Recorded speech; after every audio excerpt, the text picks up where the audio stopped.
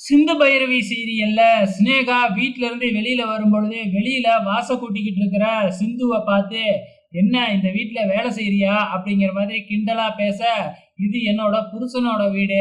ஒவ்வொரு மனைவியும் அவங்க வீட்டுக்காரர் வீட்டுல வேலை செய்யறது வேலைக்காரின்னு நினைச்சீங்கன்னா அப்ப எல்லாருமே வேலைக்காரி தான் அப்படின்னு சிந்து பதிலுக்கு பதில் சொல்ல, கூடிய சீக்கிரத்துல உன்னை இந்த வீட்டை விட்டு வெளியில அனுப்பி இந்த வீட்டுக்கு நான் மருமகளா வரேன் பாரு அப்படின்னு சினேகா சேலஞ்ச் பண்ணிட்டு போறாங்க.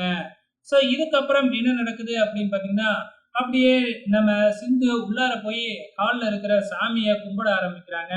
இத பாக்குற நம்ம மகாவுக்கு பயங்கரமா கோவம் வந்து சிந்து அடிக்க போக, சிந்து அவங்க கையை தடுத்து நிப்பாட்டிடுறாங்க. சோ இங்க வந்து ஒரு பிரச்சனை மாதிரி போகும் அப்படின்னு பார்த்தா அப்படியே அடங்கிடுது.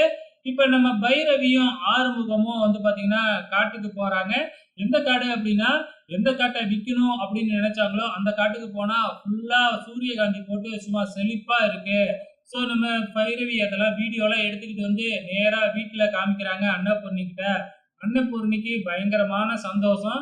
ஏன்னா இந்த காடு தான் தரிசு காடு, இதுல எதுவுமே விளையாது அப்படின்னு நினைச்சாங்க இல்லையா. இப்ப பைரவி சொன்னதுக்காக பயிர் பண்ணி அது எல்லாம் நல்லா வந்திருக்கு அப்படிங்கறதுனால பைரவிய பயங்கரமா எல்லாருமே பாராட்டிக்கிட்டு இருக்கிறாங்க. ஆறுமுகமும் பாராட்டுறாப்புல. இருந்தாலும் வந்து ஆறுமுகத்தை பைரவி வழக்கம் போல திட்டிட்டு அங்க இருந்து கிளம்பும் பொழுது சிந்து வந்து பைரவி கிட்ட பேசுறாங்க. உன்னால வந்ததுதான், உன் சுயநலத்துக்காக என் வாழ்க்கையும் வந்து பாத்தீங்கன்னா நாசமாக்கிட்டல.